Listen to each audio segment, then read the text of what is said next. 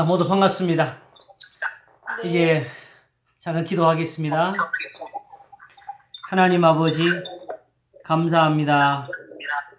저희들이 또 오늘날 주님의 은혜 가운데서 이렇게 말씀을 나눌 수 있으니 고맙습니다. 하나님 이 시간도 지혜로운 영을 허락하시고 저희들의 마음이 감사함을 가질 수 있도록 주의 지식을 더하여 주시옵소서.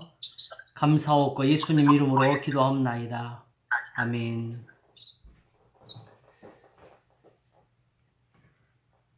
자, 로마서 10장. 어, 김우빈 기사님 저기 마이크 잠깐 꺼주시면 좋겠어요. 예, 예, 예.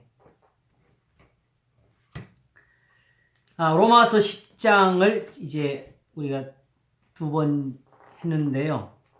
이 부분을 조금 정리를 하고 또 진행을 하도록 하겠습니다.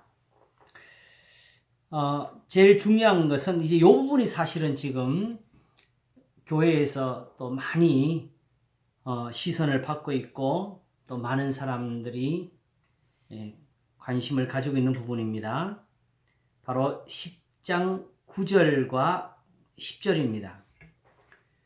내가 만일 내 입으로 예수를 주로 시인하며 또 하나님께서 그를 죽은 자 가운데서 살리신 것을 내 마음에 믿으면 구원을 얻으리니 사람이 마음으로 믿어 의에 이르고 입으로 시인하여 구원에 이르느니라.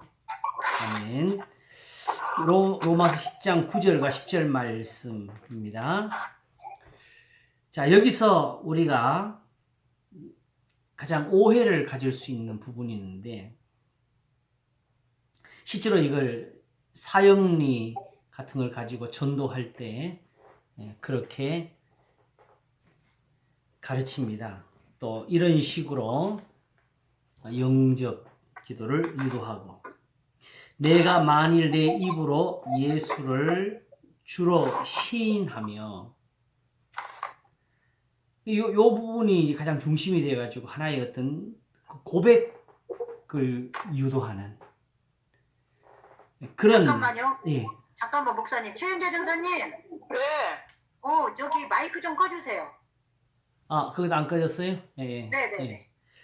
이게 예수님을 주로 시인하며 하나님께서 그를 죽은 자 가운데서 살리신 것을 내 마음에 믿으면 구원을 얻으리니 사람이 마음으로 믿어 의에 이르고 입으로 시인하여 구원에 이르느니라. 입으로 예수님을 주님이라 이렇게 인정을 하면은 구원을 얻는다. 이런 식으로 이렇게 적용이 되었고 또 해석이 되어 가지고 왔습니다. 그런데 지금 우리가 여기서 보는 문맥에 의하게 되면 그 부분은 전혀 맞지가 않게 됩니다. 왜냐하게 되면 이 말씀을 하기 위해서 바로 율법으로 모세가 이르되 기록하되 율법으로 말미암은 의를 행하는 사람은 그 의로 살리라 하였거니와부터 시작을 했어요. 그렇죠? 그리고 우리가 확인하기를 그러므로 이제 이걸 폐한다는 것이 아니고 오히려 율법에 이렇게 기록되었으니까 지금 예수 그리스도를 믿는 것이 과연 이것과 같은 것이냐 이걸 따지는 문제였어요. 그러므로 모세가 율법에 기록하되 율법으로 말미암는 의를 행하는 사람은 그 의로 살리라. 하나님 계명을 지키라는 뜻이었어요. 만일에 하나님의 진노를 얻어서 그 땅에서 쫓겨나는 그런 순간이 와도 이를 행하면 살 것이다. 이렇게 하나님께서 하나님의 계명을 지키는 것을 교훈하시기 위해서 무릇 하나님이 가르치는 대로 모든 것을 행하면 그 의로 인하여 살 것이라 그랬다. 그러면 이제 율법을 폐하는 것이 아닌데, 그러면 과연 한번 보자 한 것이 뭐냐면 믿음으로 말미암은 의인은 이같이 말하되, 그 이제 비교로 하는 거예요. 아시겠죠? 그러면 믿음으로 말미암는 그 의가 과연 무엇라고 하느냐? 모세의 율법을 거스르느냐? 아니면 그 율법을 오히려 좇고 있느냐?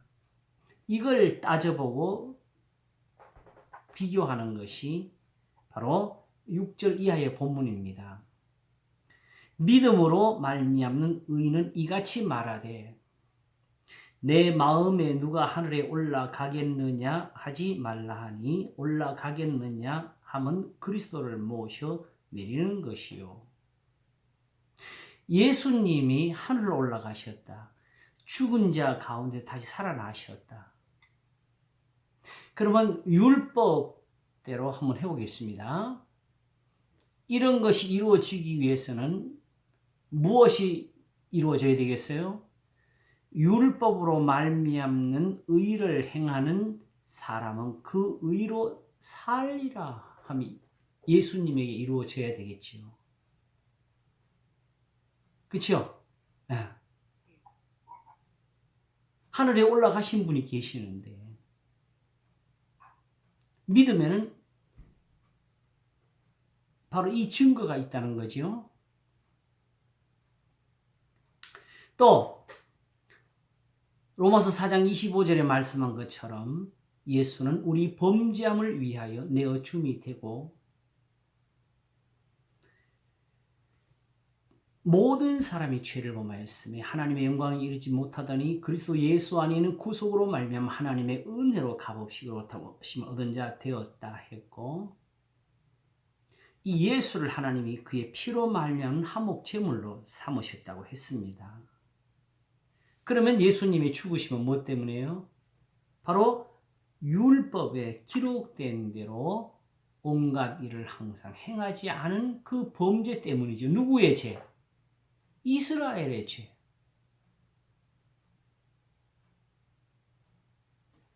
이방인들은 당연히 말할 것도 없고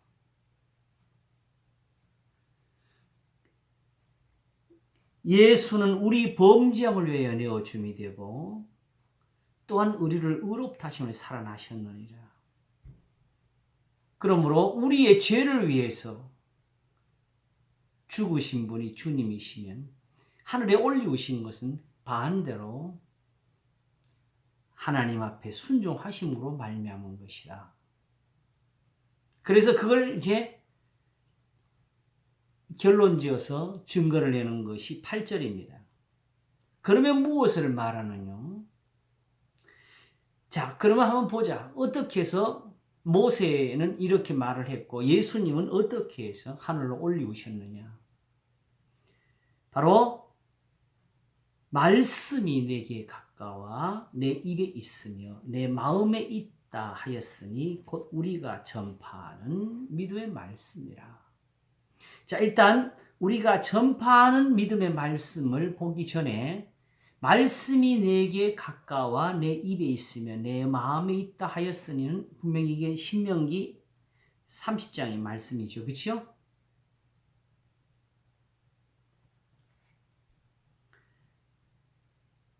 거기서는 이미 하나님이 모세로 말미암아 주신 그 율법의 말씀을 가지고 말하는 거예요. 거기서는 정말 누가 하늘에 올라가서 말씀을 가지고 와서 우리에게 들려서 알게 하고 했고 또 바다 건너가서 가지고 와서 우리에게 들려 알게 하고 할 것이 아니라고 하면서 한 거예요. 그러므로 이미 그들이 어서 오세요. 반갑습니다. 로마서 10장 다시 보고 있습니다. 오늘은 9절과 10절을 중심으로 보고 있는데 말씀이 내게 가까워 내 입에 있으며 내 마음에 있다 한 것은 이것은 누구보다도 유대인들 자신이 잘 알고 있는 거지요. 바로 자기들이 믿는, 자기들이 늘 자랑하는 모세의 율법 아닙니까? 그치요? 네. 그러므로 율법에 말하기를 율법으로 말미암은 의를 행하는 사람은 그 의로 살리라 하였거니와 했다. 그러면 예수를 죽은 자 가운데서 다시 살리신 하나님은 믿는 것은 무엇이냐? 하나님이 이 의로 살리셨을 것이라는 거지요. 예수님의 부활은 단지 놀라운 사건이 아니에요. 이제 안 그래도 우리가 하나님은 사실은 늘 찬양하는 분인데 부활이라는 찬송이 하나 더 만들어지는 그런 수준이 아닙니다. 분명히 예수님을 십자가에 못 박은 사람들은 그것이 마땅하다고 못 박았고 참남하다고 못 박았습니다. 그러므로 저들은 정죄를 했고 하나님은 그 정죄에 대해서 죄가 없다고 살려내신 것입니다. 그래서 예수님의 부활은 예수님이 죄가 없으신 것과 이제 믿는 사람들이 그러므로 예수님과 함께 살 수 있다는 것을 보여주시는 하나님의 증거이고, 예수님을 십자가에 못 박은 사람들은 오히려 정죄를 받아야 되고 저들은 오히려 저들의 예배에 대해서 하나님 앞에 회개를 해야 된다는 것을 말씀하는 거지요.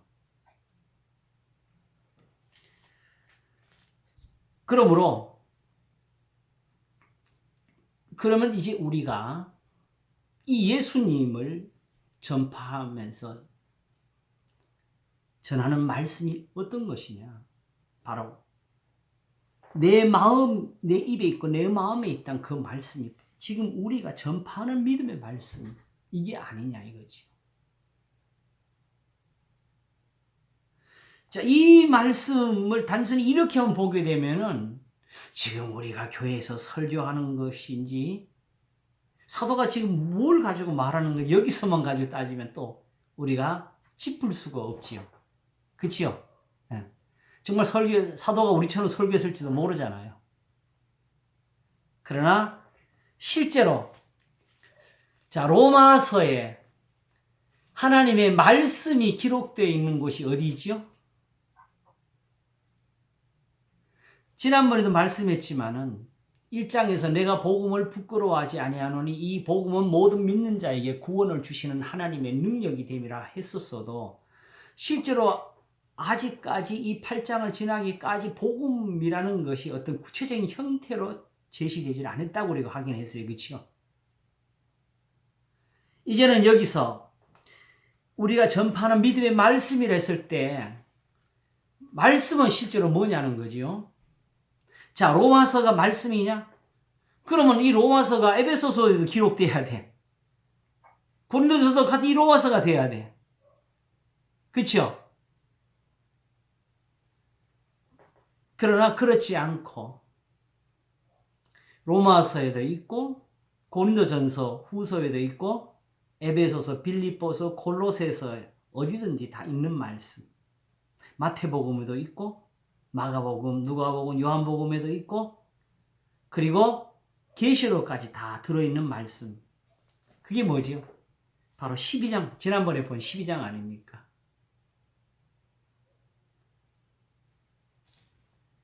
그러므로 형제들아 내가 하나님의 모든 자비하심으로 너희를 권하노니 너희 몸을 하나님이 기뻐하시는 거룩한 산 제사로 드리라. 이는 너희 드릴 영적 예배니라. 이게 하나의 여기서도 서론이에요. 본질적으로 말씀은 실제로 9절부터 이어진다고요. 사랑엔 거짓이 없나니 악을 미워하고 선에 속하라. 형제를 사랑하여 서로 우애하고 존경하기를 서로 먼저 하며 부지런하여 게으르지 말고 열심을 품고 주를 섬기라. 소망 중에 즐거워하며 환난 중에 참으며 기도에 항상 힘쓰며 성도들의 쓸 것을 공급하며 손대접하기를 힘쓰라. 너희를 핍박하는 자를 축복하라. 축복하고 저주하지 말라. 즐거워하는 자들로 함께 즐거워하고 우는 자들로 함께 울라. 이게 사실은 지금 전파하는 믿음의 말씀이라고요.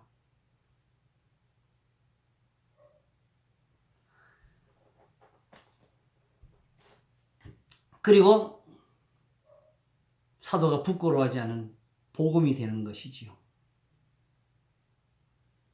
사도 베드로도 같이 적었어요. 저는 목사님 예, 우리가 복음이라 하면 예수 십자가 그리스도 예, 예, 부활 이런 교리적인 그런 선포 예, 예, 이런 걸로 우리가 알고 있는데 실상은 이 복음이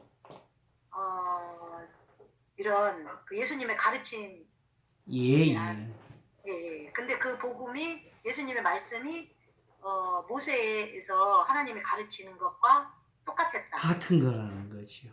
네. 이게 네. 그래서 이 부분을 다시 한 번 더 확인하면 바로 디모데전서 1장을 볼 수가 있습니다. 디모데전서 1장 한번 펼쳐보시겠어요?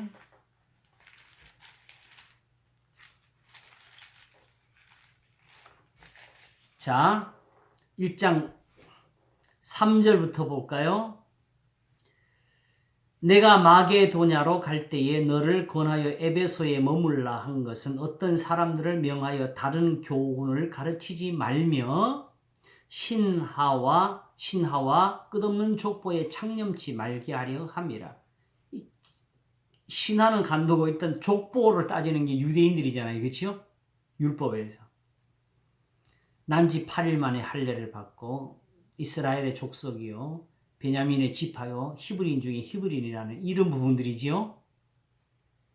그래서 요한복음도 영접하는 자, 곧 그 이름을 믿는 자들에게는 하나님의 자녀가 되는 권세를 주었으니 이는 혈통으로나 사람의 육정으로 나지 아니하고 오직 하나님께 난 자들이라.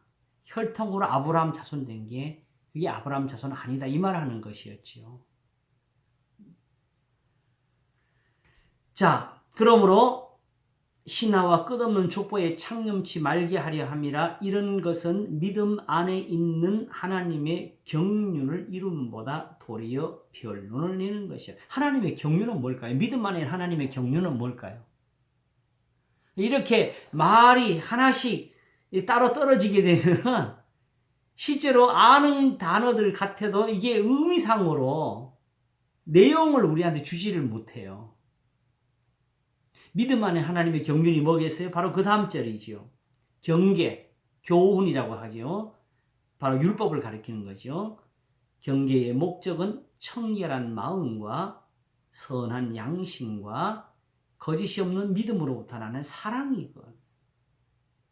이 경계라는 말을 뭘 가리켜서 썼겠어요?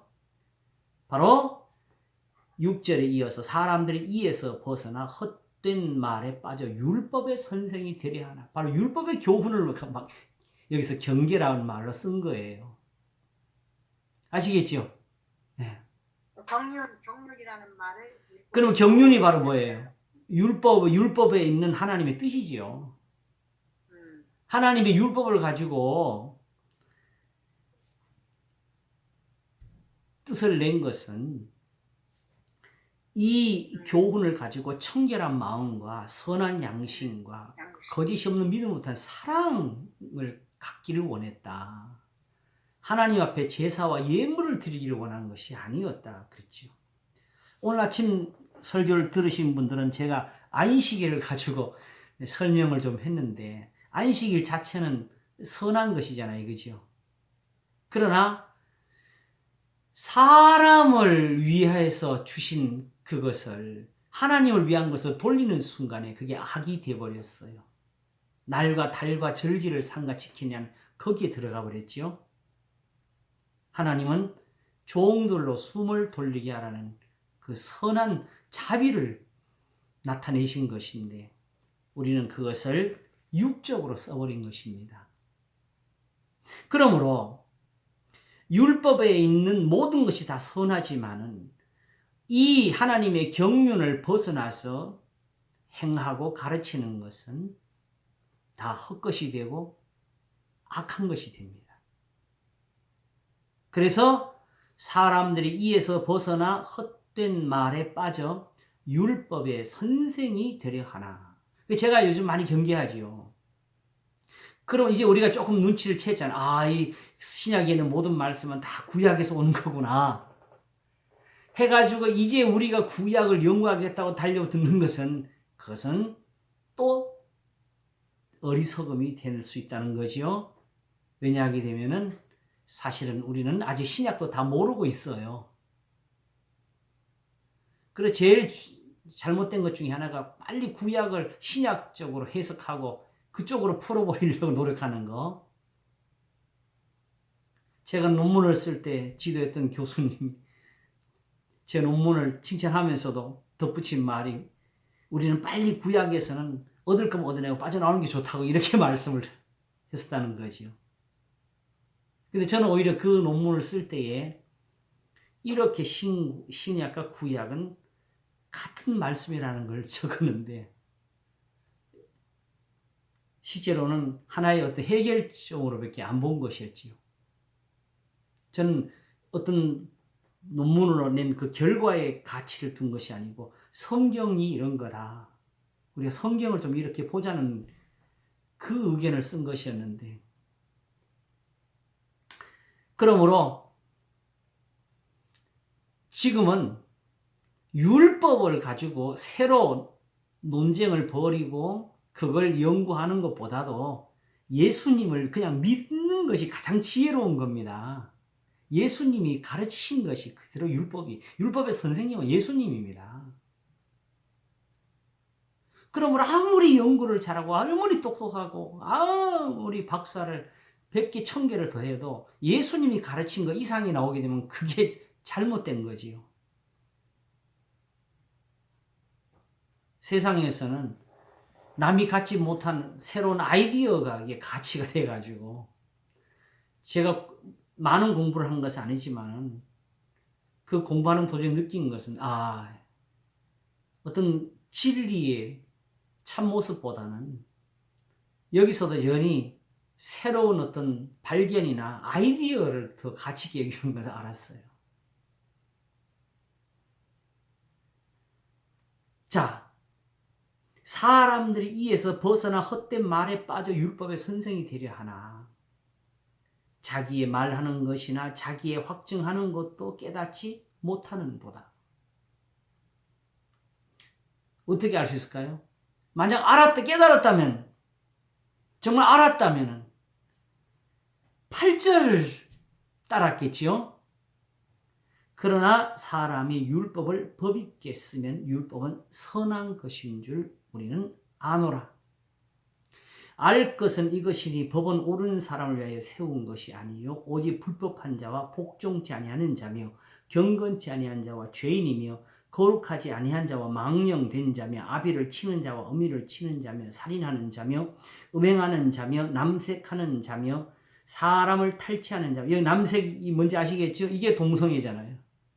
남색하는 자며 사람을 탈취하는 자며 거짓말하는 자며 거짓 맹세하는 자와 기타 바른 교훈을 거스리는 자를 위함이니.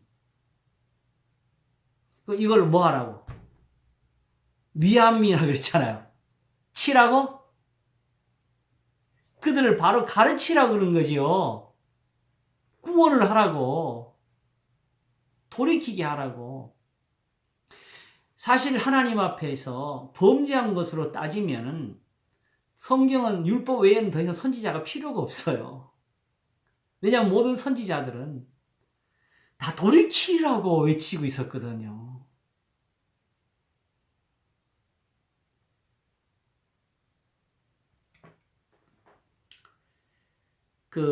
이번에 또 저희 친구 목사님 한 4분이 만난 적이 있었는데 거기서 한 목사님이 재미있는 말씀을 하셨어. 한 분은 유대인들을 이제 만나고 그들과 대화를 하고 온 사람들이 이야기하는데 유대인들은 무조건 놓고 성경 구절을 대지 않고는 대화가 안 된답니다.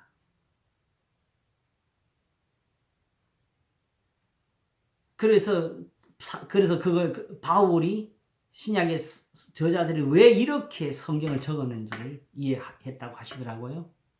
그들이 한 분이 또 한 말씀하시기를 그게 왜 그런지 아냐고 그랬어요. 그 사람들이 딴 데서 배운 게 아니고 하나님께 배웠대요. 왜? 구약의 선지자들이 항상 하나님이 보낸 선지자들이 항상 그들을 알고 율법으로 돌이키고 있었다는 거지. 옛날 일을 기억하게 하고.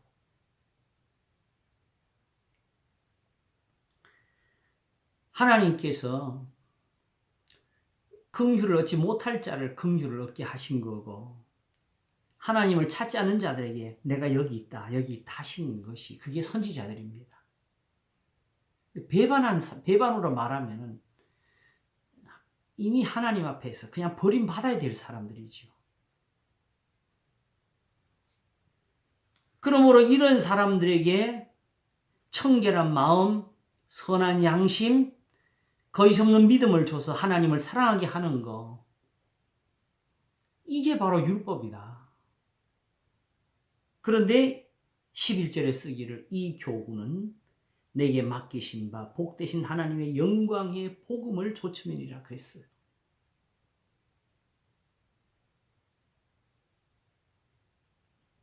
그러므로 자, 율법이 먼저입니까? 지금 사도 바울이 복음 전하는 게 먼저입니까? 순서적으로 율법이 먼저 있었지요. 네. 이걸 이게 율법을 여기서 끼 맞췄다는 소리 아니에요. 아시겠죠? 네. 바로 우리가 전파하는 믿음의 말씀이라 함을 이렇게 보여주신 거죠. 그게 결국 디모데전서가 되고 디모데 후서가 되고 다른 데서는 에베소서가 되고 빌립보서가 되는 거지요. 결국 만일 이 로마에 있는 사람들이 로마서를 들으면서 그러면 당신이 우리한테는 이렇게 이야기하고 딴 데서는 또 어떻게 하느냐 하면은 쉽게 말해서 그럼 에베소서 보여줄까? 이렇게 되지요? 빌립보서도 한번 볼래? 콜로새서 봐라.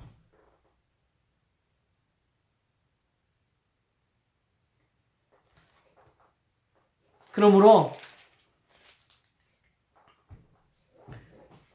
결국 지금 모든 것은 우리가 전파하는 그 믿음의 말씀이다 하는 거기에 모든 증거를 두고, 자, 그러면 이제 로마서 2장에서 유대인들을 지적한 말씀을 우리가 한번 살펴볼까요? 목사님, 예. 그러니까 율법을 우리가 제대로 배우면은 청결한 마음, 선한 양심, 예. 거짓이 없는 믿음에서 나오는 사랑, 예. 이것이 나와야 되는 거잖아요. 그게 나와야 되지요. 제사와 예물이 아니고. 예수님도 이거를 하기 위해서 가르치셨고 율법으로. 예. 예. 그 사도들이 이제 또 그거를 이어서 사도들도 가르쳤고. 예. 그래서 특별히 사도가 우리가 그리스도를 전파한다고 할 때에는 이 말씀을 전한다는 뜻입니다. 말씀을 전한다는. 예수님 십자가 이런 게 아니고. 그렇게 전하는 게 아니고.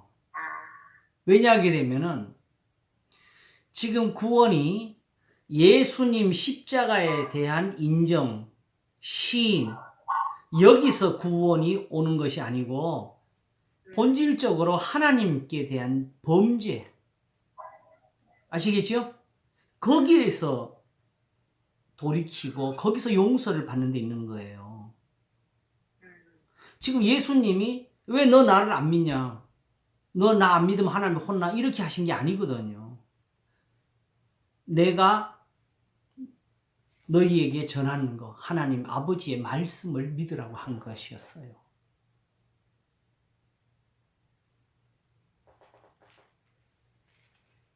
목사님 아까 그 디모데전서에서 보면 뭐 불법한 자, 복종하지 않는 자, 영원하지 않는 자, 그다음에 거룩하지 아니한 망령된 자, 아버지를 죽이고 어머니를 죽이고 살인하고 오늘하고 이게 그러니까 이런 사람들도 돌이키면 산다는 거잖아요. 돌이키면 삽니다. 이거 완전히 선물인데. 이렇게 좋은 거를. 율법이 탐내지 말라 하지 않도록 내가 탐심을 알지 못하였으라는 그 은혜잖아요. 심지어 그 여기 남색이라고 나왔잖아요. 그러니까 그 사람들도 그냥 거기서 돌이켜야 사는 거잖아요. 돌이켜 사는 거죠. 원래 네. 유대인들은 그나마 모세 율법을 가지고 살았으니까 이런 데서 멀어설 수도 있어요. 그러나 이방인들로 따지게 되면 이 사람들은 돌이키는 것이 아니라 본질이 거기 있는 사람들이거든요. 그러니까요. 그래서 사실은 요 에베소 2장을 먼저 봐야 되겠네. 거기를 잠깐 한번 보고 올게요. 아시겠죠? 에베소 2장을 한번 볼까요? 뭐라고 썼어요? 너희의 허물과 죄로 죽었던 너희를 살리셨도다. 그때 너희가 그 가운데서 행하여 이 세상 풍속을 좇고 공중의 권세 잡은 자를 따랐으니 곧 지금 불순종의 아들들 가운데서 역사하는 영이라. 이방인들의 본질이었어요. 이들은 돌이키라도 아니에요. 그래서 여기 산이잖아요, 거기 다. 그 이방인들은 원래부터 이렇게 이런 삶을 살았기 때문에 지금 율법이 이걸 경계하고 가르치는 것은 이방인의 풍속 중에 이런 게 있다는 뜻이죠, 원래는. 뭔지 아시겠죠? 네. 네. 그래서 전에는 우리도 다 그거 이제 우리가 유대인들조차도 이방인들 풍속을 쫓아가지고 육체의 욕심을 따라 지내며 육체와 마음에 원하는 것을 하여 다른 이들과 같이 본질상 진노의 자녀였다니. 그러니까 이 다른 이들은 이방인들이지요. 그러니까 이방인들은 본질에서 진노의 자녀야.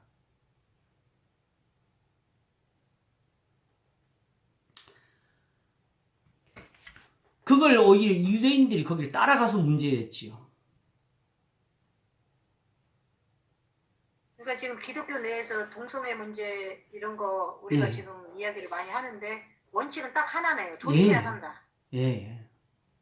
그들에게 어떤 돌이키지 않고 어떤 자비나 이런 것들을 구할 수가 없지요. 왜냐하면 그거 하나님께 나와도 소용이 없어요. 다만 교회만 의지를 빌 따름이지요. 그러니까 그 교회 어떤 일부 교회가 이제 이 사람들을 받아들여야 된다 하는 부분에 있어서 그 사람들은 미신이에요. 그 교회는. 그렇죠. 왜냐하게 되면 그냥 뭐 동생이면 뭐 어떠냐고 하나님께 나와서 예배만 잘 드리면 되지. 그 예배 그 사람들 예배 드리게 해줘야 될 거 아니냐 이거 아니에요. 그렇죠. 예배를 드려도 안 받으시는데. 그러니까요. 제가 신학을 배울 때 교회론에 대해서 하게 될 때 교회론의 첫째 목적은 교회의 성결이라고 했어요. 성결이 없으면 이미 교회는 끝난 겁니다. 사람들이 아무리 뭐해도 소용이 없어요. 제가 정말 죄송하게도 11번째로 무소불능을 마치려고 이제 오늘은 딱 결심을 진짜 한 건데 정말 내 입이 모자란다고 고백을 한 것처럼 정말 그 마무리를 다 못한 것 같아요. 제가 그 말 속에 이거 하나를 더 넣었어야 되는데 교회는 구원은 믿음으로 얻는 거 아니겠어요? 은혜로 구원받는 거죠. 그렇지요? 근데 그 은혜가 봐주는 은혜가 아니고 지금처럼 이렇게 하나님의 말씀으로 인해서 되어지는 이 사랑입니다. 이 은혜가 항상 있어야 그게 교회가 되는 거지요. 이렇게 해서 믿음으로 서는 것이 교회지요.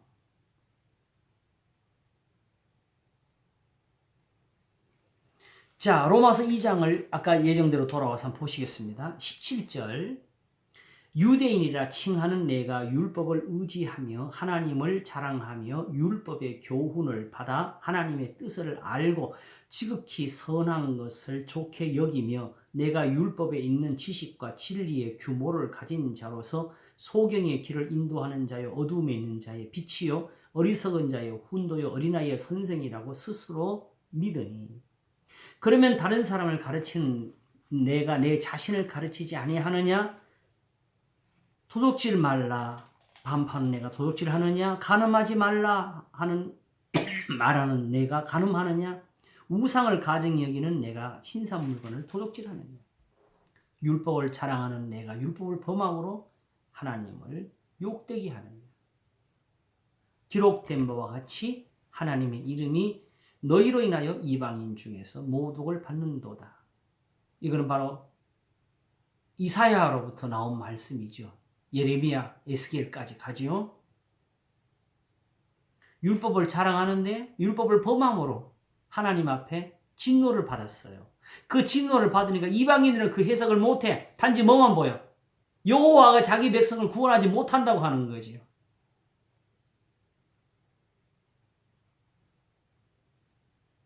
그렇게 세상 사람들이 교회를 향해서, 믿는 사람들을 향해서 하나님이 어디 있느냐고 할 때 우리가 심각하게 이런 말씀들을 돌아볼 필요가 있는 겁니다.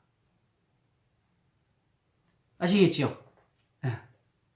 그러므로 사실 지금 만약에 이제 우리가 복음을 예수 그리스도 십자가 부활 예. 이제 이런 것만 하다 보면 성결 부분은 거의 못 하잖아요. 예. 네. 그렇게 되면은 하나님이 진노를 하잖아요, 성도들에게. 예. 그럼 진노를 하게 되면 밖에서는 야, 너가 믿는 주님은 뭐 하냐? 지금 그죠? 예, 그런 셈이지요. 그런 셈이죠. 예, 그런 것이 예. 사실은 저도 마찬가지인데 우리가 코로나 때도 하나님의 영광을 사실은 못 나타냈지요.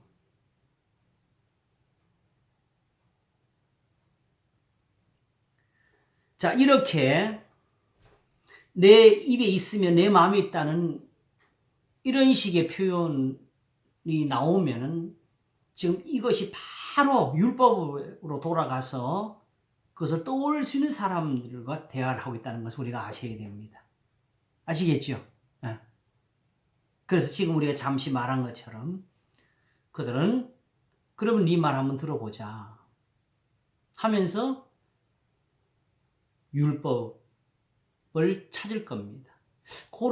그래서 그런 게 어디서 볼 수 있나요? 로마서 1장 바로 앞에 사도행전 28장 마지막 장면을 한번 보시겠습니다.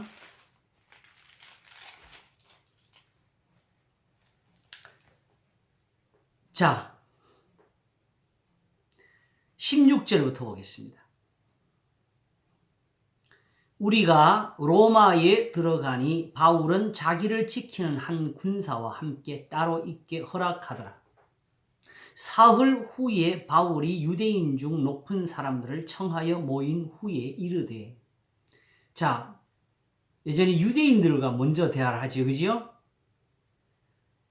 형제들아, 여러분 형제들아, 내가 이스라엘 백성이나 우리 조상의 규모를 배척한 일이 없는데, 자, 이걸로 시작하잖아요.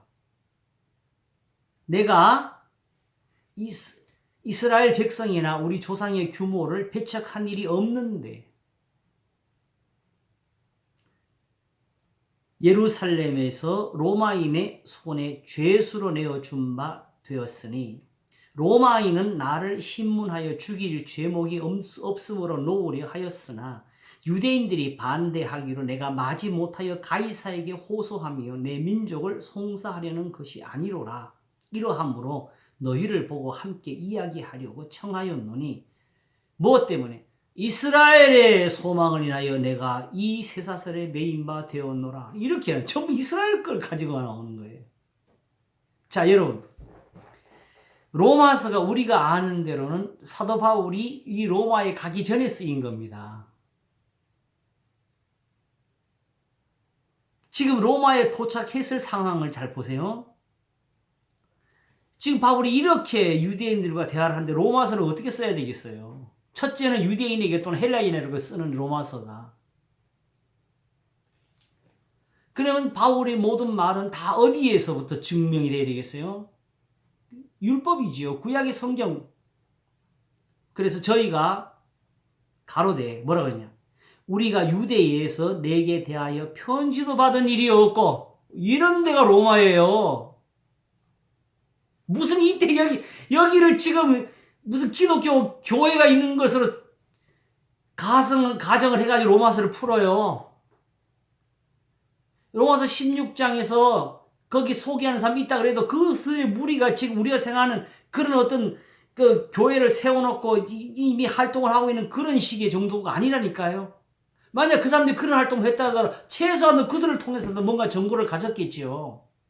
그런데 또 형제 중 누가 와서 내게 대하여 좋지 못한 것을 고하든지 이야기한 일도 없느니라.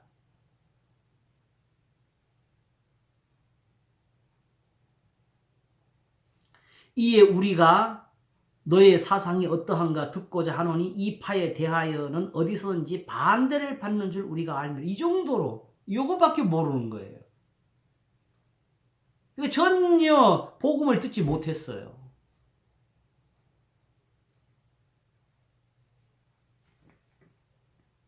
지금은 고인이 되신 어떤 그 유명한 목사님이 우리 총신에 있을 때 체포를 와서 인도하러 와가지고 로마서 1장을 가지고 고민을 하더라고. 1장 16절에 내가 복음을 부끄러워하지 아니하노니 했고 또 로마인 너에게 복음 전하기를 원하노라 했는데 자기는 이게 이해가 안 가더래요. 왜?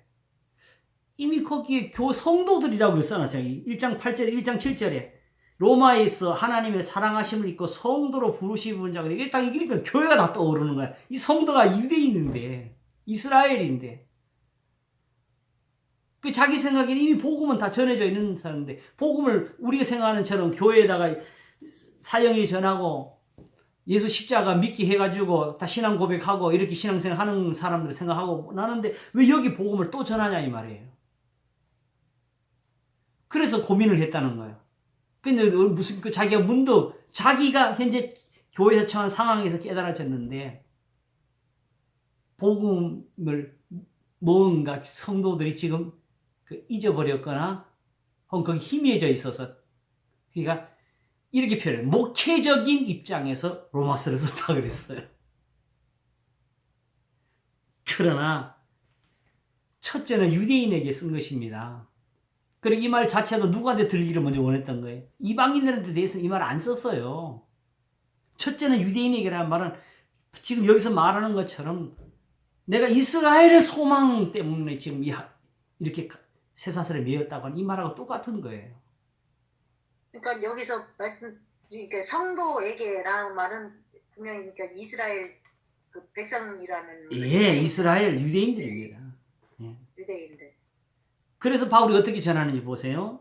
23절에 저희가 일자를 정하고 그의 우거하는 집에 많이 오니 바울이 아침부터 저녁까지 강론하여 하나님 나라를 증거하고 어떻게 해요? 모세의 율법과 선지자의 말을 가지고 예수의 일로 권하더라 그랬어요. 자, 이렇게 전할 때는 말을 잘하고 못하고가 상관이 없습니다. 이거는 저들의 믿음에 관한 문제예요. 저들의 입에 있고 입술에 있고 마음에 있는 그 말씀인데 그런데 그 말을 믿는 사람도 있고 믿지 아니하는 사람도 있어. 서로 맞지 아니하여 흩어질 때에 바울이 한 말로 일러 가로되 성령이 선지자 이사야로 너희 조상들에게 말씀하신 것이 옳도다. 일렀으되 이 백성에게 가서 말하기를 너희가 듣기는 들어도 도무지 깨닫지 못하며 보기는 보아도 도무지 알지 못하는도다. 이 백성들의 마음이 완악하여서 그 귀로는 둔하게 듣고 그 눈을 감았으니 이는 눈으로 보고 귀로 듣고 마음으로 깨달아 돌아와 나의 고침을 받을까 함이라 하였으니 지금 이사야가 전하는 그 말씀 이 수준을 넘지 않다 이 정도로 그냥 전한 거예요. 근데 이걸 듣고 보고 듣고도 깨닫지 못하는 거는 그들이 눈을 감은 거예요.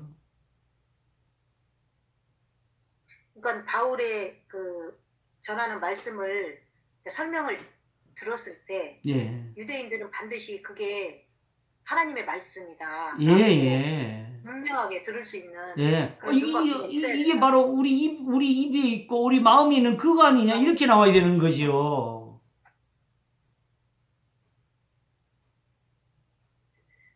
그러니까 이때 그 얘기인 것 같아요. 예수님을 모르고 복음을 모르는 게 아니고 복음을 알고도 안 믿은 거지요. 알고도. 왜 그러냐 하게 되면 마가복음 1장을 보게 되면은 하나님의 아들 예수 그리스도의 복음의 시작이라 이렇게 세요. 근데 문제 예수님이 전파할 때 뭐라고 하셨냐 하게 되면 때가 찼고 하나님 나라가 가까웠으니 회개하고 복음을 믿으라 그래요. 그러면 이미 복음이라는 말을 다른 설명이 없어요. 그냥 복음을 믿으라는 거예요. 나를 믿으라가 아니에요. 그러니까는 예수 그리스도를 믿느냐 안 믿느냐 이런 문제가 아니었고 이런 문제가 아니었어요. 하나님을 믿느냐 안 믿느냐 본질적으로 그들의 율법을 믿느냐 안 믿느냐였어요. 믿느냐 안 믿느냐. 근데 왜 예수님을 믿는 것이 그것이 되어야 되느냐 하게 되면은 이제 몇 번 말씀을 드렸는데 우리는 조심해야 될 게 있어요. 우리가 지금 성경책을 보고 있으면 우리가 성경대로 알고 믿는 거냐? 노입니다. 육신이 될 수 있다고 그랬어요, 목사님. 그것도 그렇고 뜻 자체도. 왜냐하게 되면 율법을 가지고 있는 그 선생들이 율법을 몰랐고 그들이 가렸고 그러므로 실제로 성경책이 있어도 그것이 성경이 되지를 못했어요. 그러므로 이제 그 율법의 말씀을 알고 가르칠 수 있는 분은 예수님밖에 없습니다. 하나님이 계시죠. 근데 하나님을 직접 볼 수 있는 사람들이 없잖아요. 그러므로 세상에서는 예수님이 답입니다.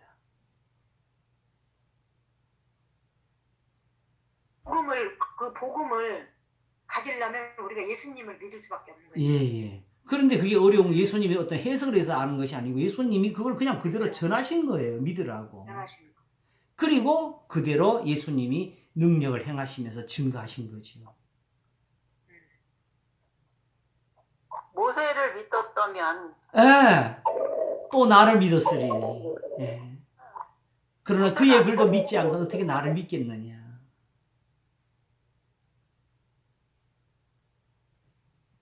이해가 됐습니다. 이해됐죠? 하도 우리가 저기 예수님 십자가 그다음에 영생 막 이런 거에 이렇게 잡혀 있어서 그렇죠. 여기서 빠져나오기는 근데 그게 성경에는 그런 게 없었어요. 우리가 가진 것을 너무 합리적으로 공식을 세워버렸지요. 하나의 당이 된 거죠. 이게 당이 되었던 게 맞죠. 역사적으로 보게 되면 그걸로 종교 재판하고 사람도 죽였으니까.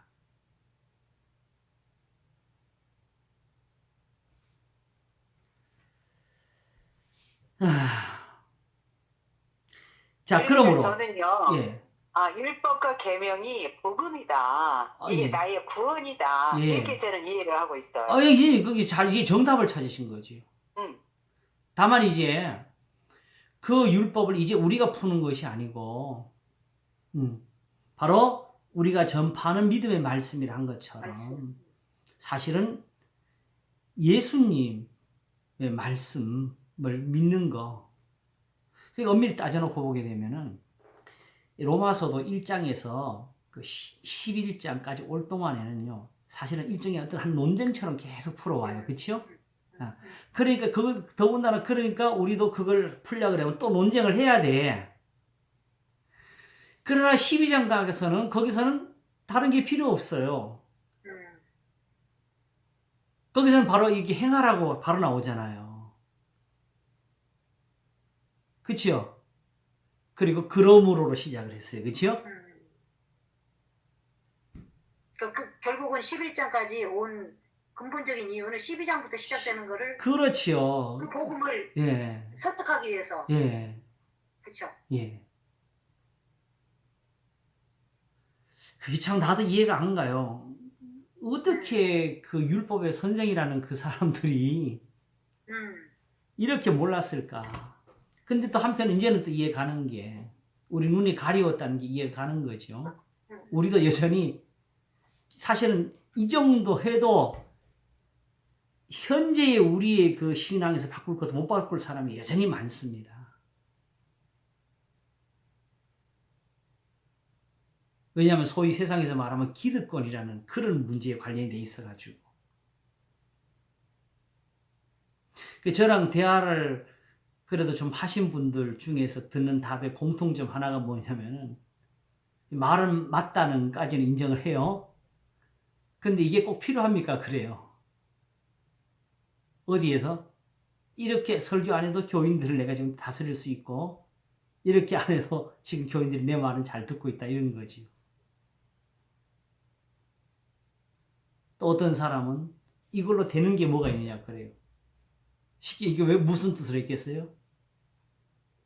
성경을 가지고, 이 성경 가지고 되는 게 뭐, 이거 말이 안 되는 소. 다만 뭘 말했겠어요? 이걸로 이대로 해가지고는, 이거 가지고는 교회에서 내가 교인들이 이끌 수가 없다, 이런 식 표현이지요. 그러니까 그 율법을 아까 디모데전서 1장에서 본 것처럼 살인자도 구원받을 수 있고. 예. 살인자 구원받았잖아요. 네. 누구 있지요? 그러니까 다윗이. 아. 그러니까는 돌이키기만 하면은 맞습니다. 살아날 수 있는 그 법을 율법이라는 제사나 예물이나 의식이나 할례나 이런 것들로 그냥 대치시켜 놔버린 거잖아요. 예. 이 살릴 그 생명의 법을 가지고 사망의 법으로 만들어 버렸지. 사망의 법으로 만들어 버렸어. 그 생명, 왜냐하면 영을 다 죽여 버렸으니까.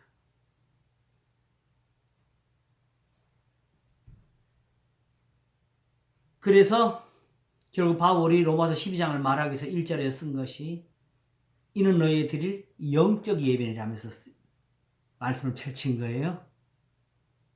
그리고 고린도서 2장에서는 신령한 것은 신령한 것으로 분별하느니라 했을 때, 그 신령한 것을 방언이니 예언이니 능력이 이런 데서 찾으면 그게 안 맞아요. 바울은 지금 그걸로 고린도 전서를 쓰고 있었어요. 오히려 사랑이 없으면 그런 게 아무것도 아니라고. 이 신령함을 모르면은 방언도 하나의 육신의 일로밖에 안 되는 겁니다. 방언을 신령하게 하기 위해서 어떻게 하나의 지혜가 필요하죠? 뭐가 필요하죠? 사랑이 없으면 내가 소리나는 구리에 울리는 꽹과리가 되고를 배워야 되죠. 그럴 때에 사랑을 따라 행하라는 그 말씀까지 배우게 되지요. 사랑이 있으면 방언이 필요 없잖아요. 네, 그리고 오히려 그 방언을 가지고 그걸 전파하는 데 써야 되죠. 솔직히 말해가지고. 그렇게 유익을 가졌어야지. 만약에 예언도 만약에 그 사랑이 없는 예언. 예. 예언도 우리가 성경에서 예언이라는 그 부분이 우리가 알고 있는 예언하고 좀 많이 달라요. 왜냐하게 되면 바울이 로마서 12장에서 뭐라 그랬어요? 예언하는 자는 믿음으로 할지니라 그랬잖아요. 그게 이해가세요? 거기서 우리가 뭐가 되면 또 그 고린도 14장에서 계시와 예언이 한꺼번에 나올 때 좀 헷갈리죠? 예언을 하다가 계시가 있으면 그 예언을 멈추라고 할 때. 그리고 이미 그 계시나 예언도 이 율법에 맞지 않으면 다 거짓말입니다. 그게 어디 나오죠? 이사야 8장에 나오잖아요. 속살거리며 제잘거리는 신접한 자에게 물을 것이라 했지만 왜 거기 묻냐고. 무엇이든지 이 율법의 말씀 맞지 않으면 저주의 흑암으로 들어간다 그랬습니다. 하나님께 물으라면서 하나님께 물을 때 어떻게 하라고? 성경 보라는 뜻이죠. 요즘 이런 것도 있어요. 참 그렇게 간절하고 기도도 열심히 하고 하는데 성경책을 이렇게 꼭 품고 죽어야 된다 이런 식의 사고. 물론 갖고 다닌다는 건 소중한 거지요. 근데 본질적으로 거기에 대한 말씀은 몰라. 어떻게 믿어야 되는지 모르면서 단지 성경책을 꼭 안고 있다고 내가 말씀대로 산다, 말씀을 가지고 있다 이렇게 생각하는 이런 거 다 버려야 될 사고지요.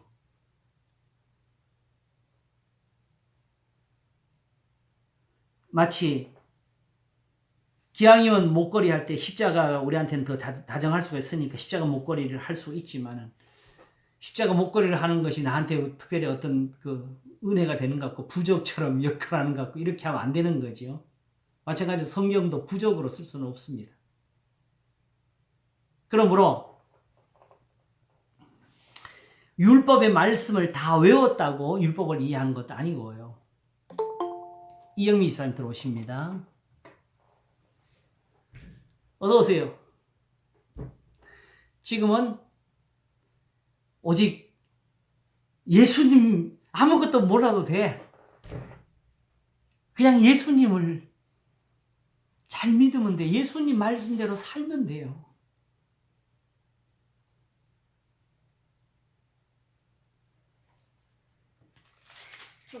지금 목사님이 말씀하신 예수님을 잘 믿으면 돼라고 하는 거에 가장 큰 장애물이 예수님 그리스도 십자가.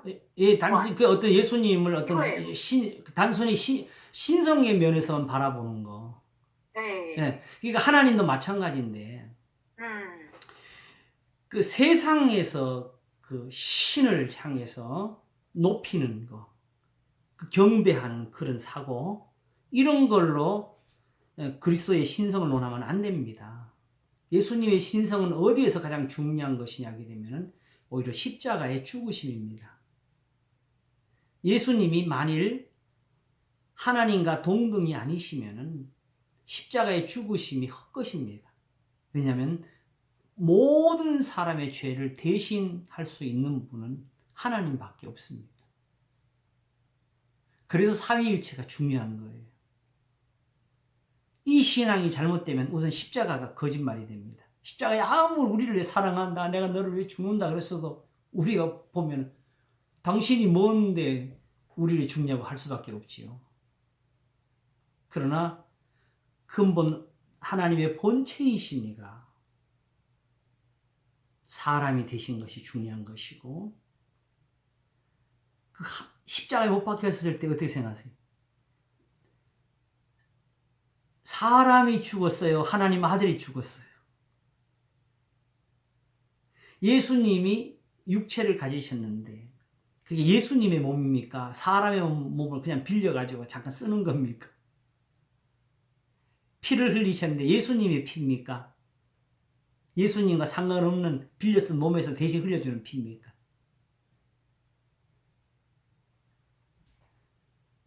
예수님의 피입니다. 예수님은 살을 가졌어요.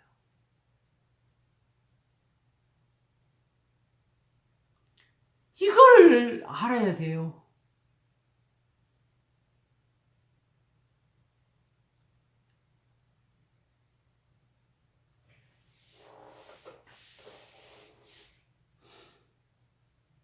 다시 오실 때 예수님 손에 뭐 자국 있을까요? 없을까요? 있어요. 부활하셔서 보여주셨잖아요. 아, 하나님 나라에는 첨단 그 의술이 있어가지고 피부 재생 다 하시고 막 이렇게 오실까요? 그럼 부활하셨을 때 벌써 그걸 다 하셨지. 옆구리에 창자고 만져보라고 하셨잖아요. 십자가에 달리셨을 때도 하나님 아들이셨어요. 고통하시는 분은 예수님을 대신하는 허수아비가 아니었어요. 왜 옆구리에서 물과 피가 나왔다고 기록했느냐? 사람이라서 그래요. 요한복음을 쓸 때는 우리가 신학적으로 요식이라고 알고 있거든요. 도세티즘이라 해서 환영설. 그 헬라의 사상이 들어와가지고 예수님은 신이기 때문에 사람이 될 수가 없다. 그래서 세상에 있을 때 예수님은 가짜다. 하나의 허수아비다라고 표현한 거고. 십자가에 죽을 때도 가짜가 연극한 거라고. 피도 가짜고. 진짜는 하늘에 있었다고.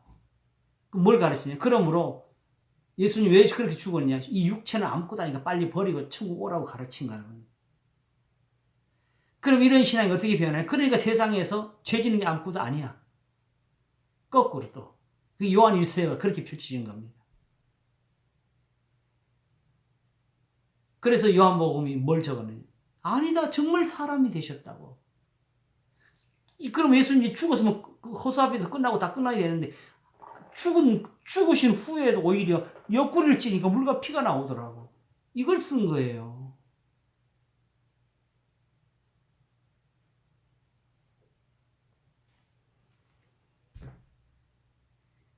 그러므로 그러니까 잠깐만 예, 한 가지만 더 정리를 해보면은 그러니까 황영설 예수님은 인간 그냥 모양만 오셨지 진짜 사람이 아니다라고 하는 사람들은 결국에 그 신앙이 결과적으로 예수님의 교훈을 버리게 되는 쪽으로 교훈을 버리게 되고 본질적으로 자기들을 위해 십자가에 죽으신 예수님을 부인하는 사람들이 되는 거고 그러면 그 사람들 십자가가 없는 사람들이에요. 그렇죠. 근데 정말 예수님이 인간의 몸으로 오셔서 십자가에 돌아가시고 죽으셨고 다시 부활하심을 진짜로 믿는 사람들은 예수님의 교훈을 더 온전히 따른다는 거잖아요. 그래서 버리는 게 아니라 본질적으로 우리의 신학적인 그 정리가 잘못된 거 아니에요. 굉장히 소중한 거예요. 그러니까 그 소중한 건데 지금 교회에는 교훈으로 가는 게 아니라 오히려 그걸 자꾸 신성의 문제로 해서 높이는 대로만 쓰고 있는 거죠. 그러니까 그렇게 가는 거예요. 그게 잘못된 거죠. 그게 잘못된 거죠. 그 원칙은 잘 세웠으나 이것이 그리스도의 그거는 단지 그런 문제는 단지 그 문제에서만 해결해야 돼요.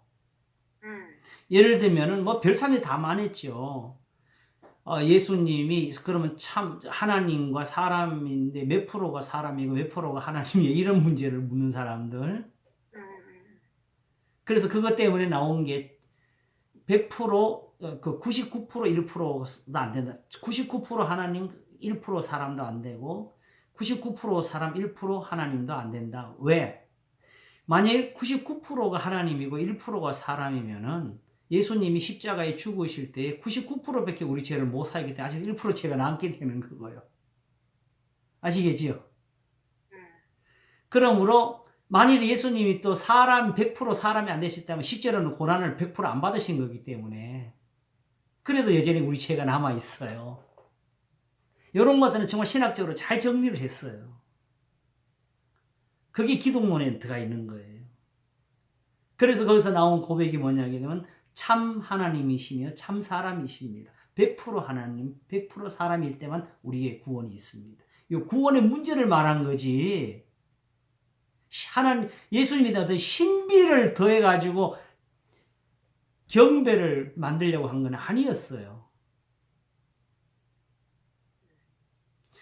그래서 이제 제가 신학을 공부하면서 얻은 정리 하나가 뭐냐면은 모든 이단을 정하는 가장 근본은 뭐냐게 되면 그 사람들이 주장을 쫓아가게 되면 궁극적으로 마지막에 십자가를 부정하는 게 나오게 됩니다.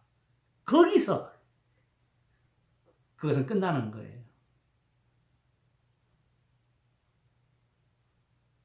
우리는 믿음으로 구원 얻는다고 은혜로 구원 얻는다고 분명히 말을 하면서 왜 교회에서 예배나 기도나 모든 섬김을 다시 의무적으로 지워요?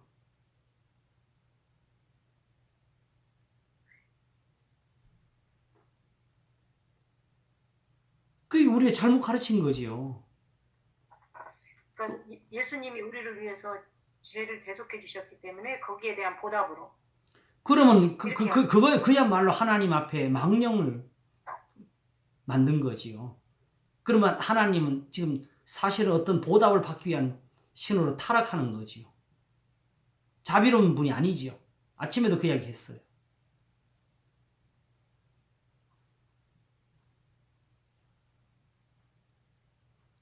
그럼 어떤 분들은 당장에 또 그렇게 안 하면 교인들이 충성도 안 하고 예배도 잘 안 나오고 헌금도 잘 안 하고 이럴 텐데 그거 어떡할 거냐 그러겠죠. 그러면 그런 대로 그 교회를 바로 세워야지요.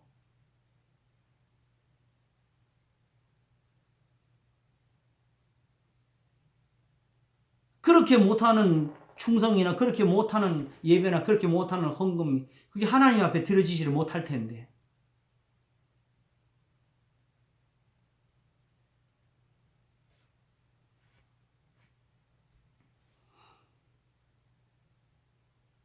사도 바울은 디모데 후서를 적을 때 마지막 적은 것은 디모데에게 고난을 받으며 전도인의 일을 하라는 것이었어요.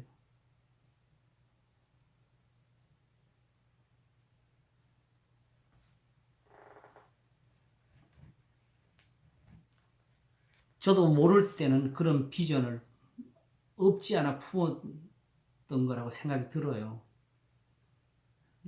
내가 앞으로 신학 공부 잘해가지고 훌륭한 목사가 될 거라는, 쉬운 말하면 그게 이제 사람들에게 인기를 얻는 설교자가 될 것 같다는 그런 생각을 했던 적이 없지 않아 있었던 거지요.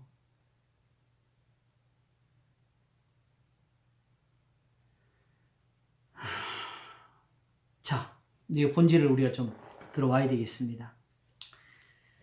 그러므로 예수님 말씀하셨습니다. 내 말을 듣고, 예수님께는 뭐래요? 말씀을 듣고, 그 다음에 뭐예요?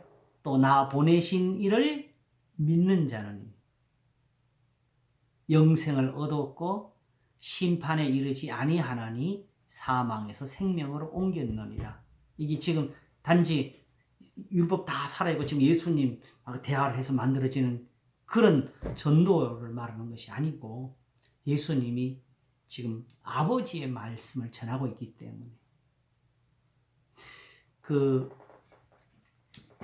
제일 대표적으로 내가 소개하는 부분이 마태복음 11장이죠. 수고하고 무거운 짐진 자들아 다 내게로 오라 하시는 부분인데 이게 왜 그때 이 말씀이 나오게 되었느냐 하게 되면은 바로 11장 20절부터 봅니다.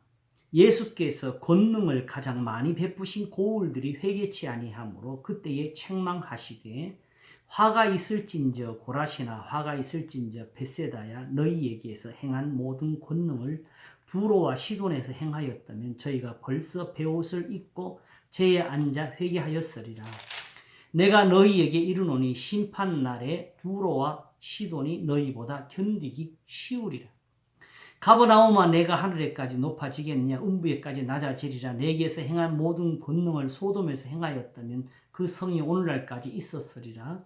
내가 너희에게 이르노니 심판날에 소돔 땅이 너보다 견디기 쉬우리라 하시니라. 바로 여기서 그때에 예수께서 대답하여 가라사대 천지의 주제이신 아버지여 이것을 지혜롭고 슬기는 자들에게는 숨기시고 어린아이들에게는 나타내심을 감사하나이다. 여기서 어린아이는 어떤 사람들일까요? 슬기롭고 지혜로운 사람의 반대니까 뭐예요? 네? 슬기롭고 지혜로운 자들을 숨기시고 어린아이들을 나타내요. 이때 어린아이는 그런 어떤 사람? 어리석은 사람이라는 뜻이죠. 심령이 가난한 자. 우리말로도 어리다가 어리석다는 뜻이죠. 이게 제가 아는 데는 원어에서도 그래요.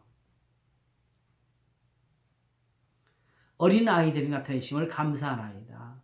올소이다 이렇게 된 것이 아버지의 뜻이라면서 어떻게 어린아이들이 이게 나타나느냐 하게 되면 내 아버지께서 모든 것을 내게 주셨으니 아버지 외에는 아들을 아는 자가 없고 아들과 또 아들의 소원대로 계시를 받는 자 외에는 아버지를 아는 자가 없느니라 하셨습니다. 자,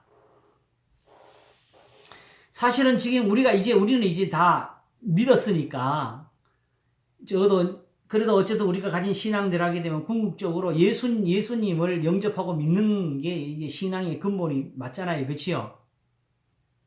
그런데 내 아버지께서 모든 것을 내게 주셨으니 아버지 외에는 아들을 아는 자가 없어요. 그러니 예수님이 아무리 나를 믿어라 해도 이게 안 되는 거예요. 원래부터. 예수님이 누군지 어떻게 알아요? 내가 아버지께 들은 진리를 너에게 말한다 했을 때 예수님이 하나님 아버지한테 진리 받는 걸 누가 본 적이 있어요? 하늘에서 내려온 자 인자 외에 하늘 올 데가 없느니 예수님이 하늘에 있는 걸 누가 어떻게 알아? 봤어요? 마리아 몸속에 태어날 때 예수님이 하늘에서부터 슈슝 들어오는 거 봤어요? 그렇게 보였으면 나부터도 여관에 있는 방을 내드렸겠네.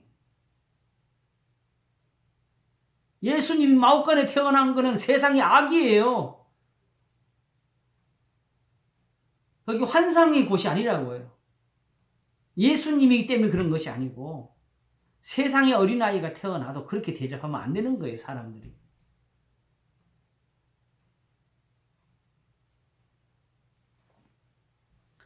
그러므로 문제는 예수님, 지금 현실을 맞죠? 현실대로 하게 되면 결국 무슨 말 하느냐? 결국 28절에 가서 수고하고 무거운 짐진 다 내게로 오라. 지금 결국 이 말씀을 하시잖아요. 그런데 이 예수님을 아는 분이 아버지밖에 없다고.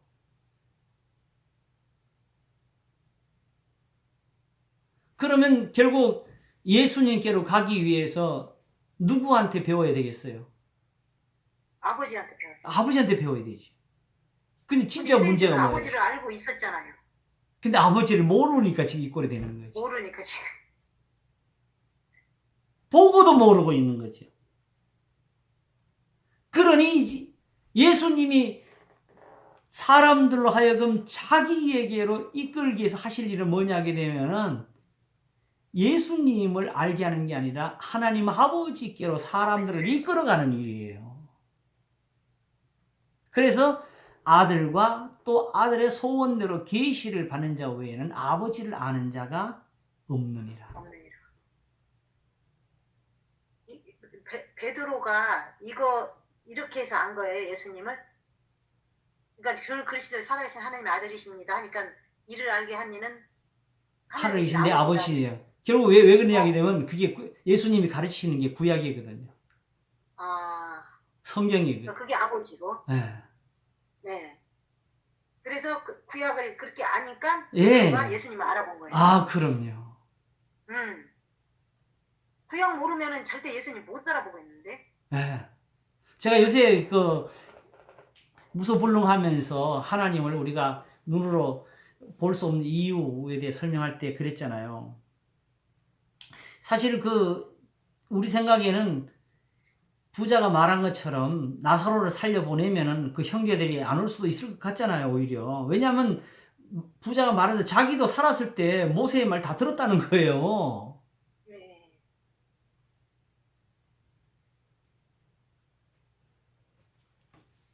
그러면 나사로를 살려보내면은 거기 회개할 수 있느냐?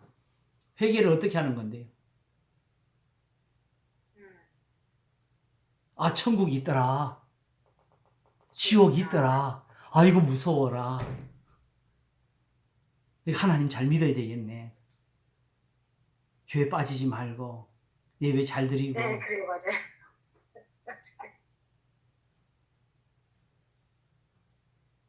근데 거기서 분내지 말라. 원망하지 말라. 내 이웃을 내 몸과 같이 사랑하라. 우리가 우리에게 죄 지은 자를 사하여 준 같이 우리의 죄를 사하여 주옵시고라는 기도가 나옵니까? 그러나 모세와 선지자들을 가게 되면은 하나님이 어떤 형상, 얼굴 이런 광채가 보이는 게 아니고 하나님이 하신 일이 보여요. 누구를 사랑하셨는지, 그 사람들을 어떻게 믿었는지. 그거 배워야 된다니까요. 그러니까 모세의 법이 결국은 이 이스라엘 백성들, 유대인들을 천국으로 이렇게 가라고 주는 영생의 말씀이에요. 그래서 결국 수고하고 무거운 짐자들아 다 내게로 오라. 내가 너를 쉬게 하리라 하신 건 무슨 뜻이냐? 나는 마음이 온유하고 겸손하니 나의 멍에를 메고, 멍에란 말은 주님 일을 시킬 거라는 거지요? 왜? 서로 사랑하라고. 그리고 내게 배우라고. 그럼 뭘 배우겠어요? 아, 이게 진리구나. 왜? 하나님이 이런 사람을 사랑하시는 것을 직접 자기가 경험하게 되겠지요.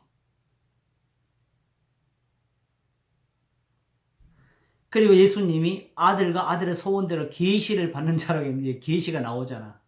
예수님이 한 사람 불러놓고 자, 눈 감아. 자, 계시 간다. 받아. 이렇게 하신 거예요? 지금 예수님 말씀은 이 말씀을 이런 계시가 어디 있어? 세미한 음성으로 들릴 필요가 없는 음성을 지금 듣고 계시잖아요. 왜 하나님의 계시는 세미하게 들어야 돼?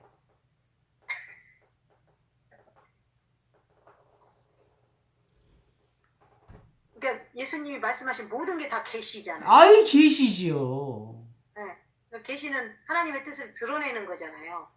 그렇죠. 얼마나 명확하게 하나님 뜻을 드러내 주셨는데. 지난번에 말씀드린 것처럼 어떤 그 구약학 교수들이 그 학생들 앉혀놓고 잠언이 계시냐 이렇게 질문했다고. 잠언을 보면 뭐 속담 모아둔 것 같잖아. 계시라는 게 뭘 가르치느냐. 그냥 계시를 뭐가 찌릿찌릿 전파하고 오는 이런 걸로 상상하니 그렇게 안 오는 거야. 하나님의 뜻을 드러내고 하나님이 어떤 분인지 알게 하는 거. 결국 잠언이 뭐라고 썼어요? 여호와를 경외하는 것이 지식의 근본이에요. 지식이 뭐예요? 율법을 가리킨 거잖아요. 근데 그 율법의 근본이 뭐냐? 하나님을 경외하는 거. 어떻게? 바로 잠언처럼 경외하는 거다. 이렇게 하는 거죠. 이 잠언에서 가르치는 이 잠언에서 가르치는 것처럼 악에서 떠나 선을 행하는 게 여호와를 경외하는 이게 율법의 근본이다. 이렇게 말한 거였어요. 그런 계시가 어디 있어요?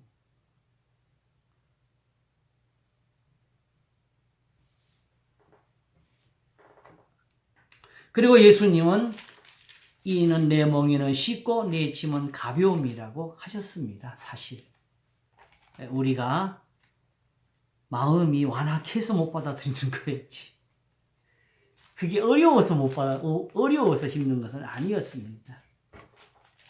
여전히 지금도 마찬가지고. 자, 10장을 가겠습니다. 다시 돌아와서 이제 좀 정리를 해야 되겠죠? 어느 정도? 네. 그러므로 바로 예수님이 바로 이 계시를 우리에게 주시는 분이고 이 하나님 아버지의 말씀이 예수님에게 이렇게 있다. 우리가 전파한 믿음의 말씀을 봐라. 이게 예수님의 말씀이다. 이런 거죠. 그래서 예수님을 복종하라고. 이 로마서 12장에서 본질적으로 쓰게 되는 그 말씀대로 살으라고 하는 것이 내가 만일 내 입으로 예수를 주로 시인하며 이 시인이 어떤 고백이 아니고 이렇게 시인하면은 이렇게 믿는다는 것이고 이렇게 믿는 사람은 이렇게 바뀐다는 것이고 이렇게 산다는 것이고 이런 거지요.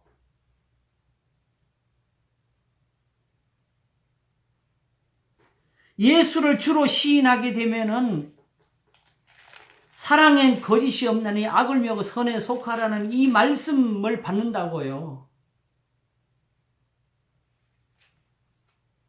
왜냐하게 되면은 예수님에게는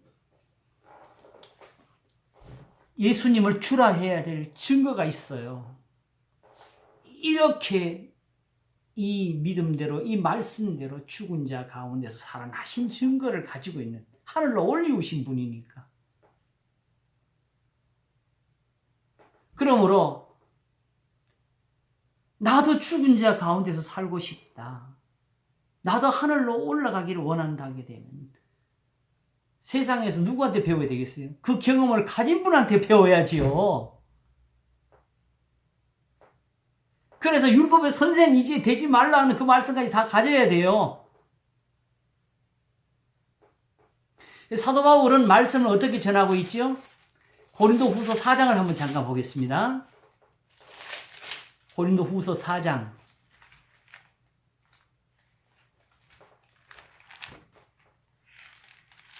자, 거기 뭐 이렇게 써놨지요? 이러함으로 우리가 이 직분을 받아 긍휼하심을 입은 대로 낙심하지 아니하고, 요 표현 하나하나가 진짜 가슴에 절절히 이게 와 닿아야 되는데, 이러함으로 우리가 이 직분을 받아 긍휼하심을 입은 대로 낙심하지, 긍휼 입은 대로가 뭐예요? 바로 하나님의 말씀대로라는 뜻이에요. 말씀이라고. 원래 사랑. 아브라함을 사랑하신 것처럼, 야곱이 은혜를 입은 것처럼, 다윗이 사랑을 받은 것처럼, 그 말씀을 의지하고 낙심하지 아니하고 이에 숨은 부끄러움의 일을 버리고 괴유를 가운데 행하지 아니하며 하나님의 말씀을 혼잡게 아니하고 오직 진리를 나타내므로 하나님 앞에서 각 사람의 양심에 대하여 스스로 청구하노라 그랬습니다. 그러므로 궁극적으로 이 로마서를 보는 사람들이 엎드려야 될 것은 어디냐면 로마서 12장 거기에요. 거기 가서는 이 앞에 설명 다 없이도 엎드려야 돼요. 그거 하나 해주려고 지금 이 다툼을 하는 겁니다. 이 논쟁을 하는 거예요. 원래 너희들은 이 양심을 가져야 될 사람들 아니냐 이거지요. 말씀이 내게 심히 가까워 내 입에 있으면 내 마음에 있다 했으니 우리가 전파하는 믿음의 말씀입니다. 너 그대로 한번 믿어봐라. 그럼 네가 예수님 믿는 사람 되는 거다.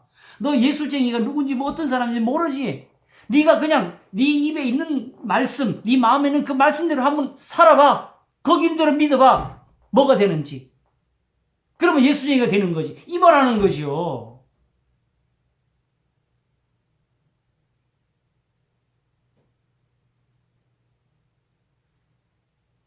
근데 우리는 이게 이해 못해. 왜? 우리는 사실 이렇게 예수님 안 믿었으니까.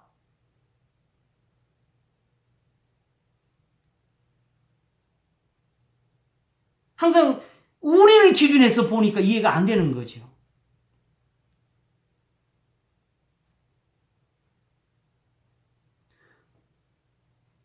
예수님하고 부딪히면 내가 깨져야 되는데 예수님을 자꾸 깨서 다듬어서 내 마음에 맞춰 넣으려고. 그래서 내가 만일 내 입으로 예수를 주로 시인하며 또 하나님께서 그를 죽은 자 가운데 살리신 것은 내 마음에 믿으면이라는 말은 바로 여기 모세가 말한 율법으로 말미암은 의를 행하는 자는 그 의로 말미암아 살리라는 게 바로 예수님의 부활이 아니냐 이 말하는 거지요.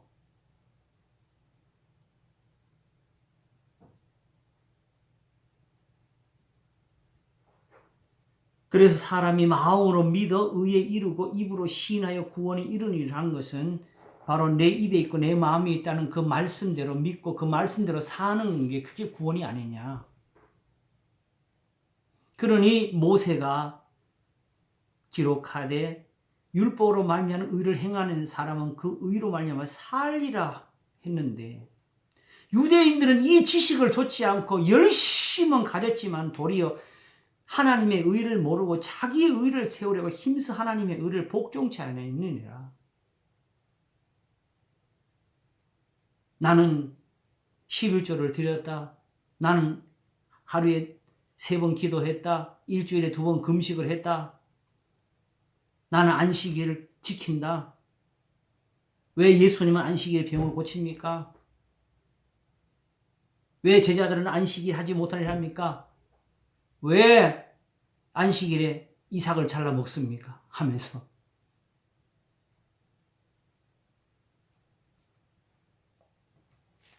그러니까 여기서 논쟁하는 건 요 한 부분에 매여 있으면 안 돼. 전체의 문맥을 다 가지고 계셔야 됩니다.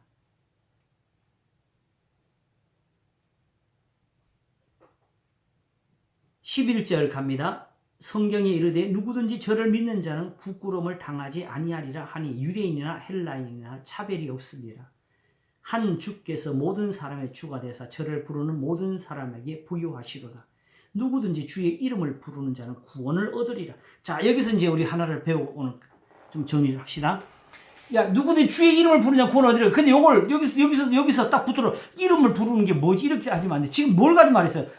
말씀이 내게 심히 가까워 내 입에 있고 내 마음에 있다는 걸 가지고 지금 여기까지 온 거잖아요. 그지요? 그러니까 누구든지 저를 믿는 자가 바로 뭐예요? 그 말씀을 믿는 걸 가리키는 것이고 주의 이름을 부르는 자가 바로 뭐예요? 그 말씀을 믿는 사람을 가리키는 거죠. 결국 이름이라는 것은 교훈을 가리키는 거예요. 말씀. 우리말이 딱 맞아요. 원래 성경에도 원래 뜻이 그래요. 이르다, 말씀하다예요.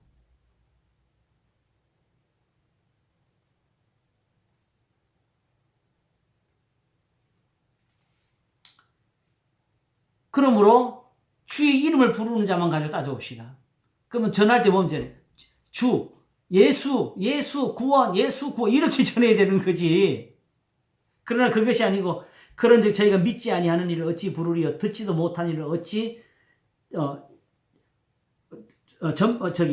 저희가 듣지도 못하는 일을 어찌 믿으리요?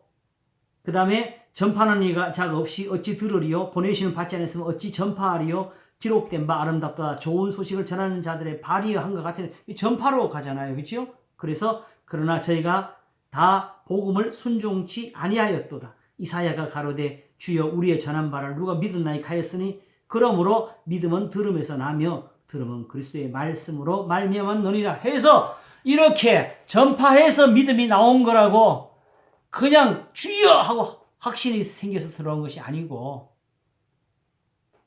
제가 오늘 아침 설교할 때 이 말씀했어요. 8장에 27절이죠. 28절인가? 뭐라 했냐게 되면은 우리 28절 우리가 알거니와 했을 때에 이 우리가 알거니와가 어디서 나왔겠냐는 거지. 이 사람들은 우리가 알거니와가 되는 거예요. 아는 걸 가지고 말하는 거예요. 하나님을 사랑하는 자, 곧 그 뜻대로 부르심을 입은 자들에게는 모든 것이 합력하여 선을 이루려는 거기서 믿음이 나온 거예요. 이 믿음이라는 게 믿습니다가 아니에요. 이렇게 예수를 주로 시인하고 하나님께서 그를 죽은 날 다시 살리시는 마음을 믿으면서 지식을 쫓아가는 이 신앙을 가리키는 거잖아요.